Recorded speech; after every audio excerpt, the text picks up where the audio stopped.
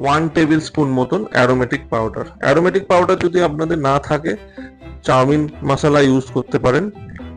আমি লিঙ্কটাও দিয়ে দেবো অ্যারোমেটিক পাউডারে ডেসক্রিপশনে, একবার দেখে নেবেন। কাঁচা লঙ্কা পরিমাণ মতন ইউজ করতে পারেন, যে যেরকম ঝাল খান। দিয়ে ভালো করে নাড়িয়ে চাড়িয়ে নিন, লো ফ্লেমে রেখে 5 মিনিট মতন ভালো করে মিশিয়ে নিন। একদম চাউমিনটা ভালো করে মিক্স হয়ে গেলে ডিমের ভুর্জি করে রাখা সেটাও অ্যাড করে দিন।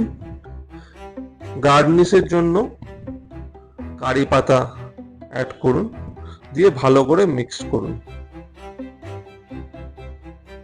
মিক্স ভালো মতন হয়ে গেলে, যখন মোটামুটি আমাদের দেখবো চাউমিনটা একদম রেডি, তখন গ্যাসটাকে বন্ধ করে দিতে হবে।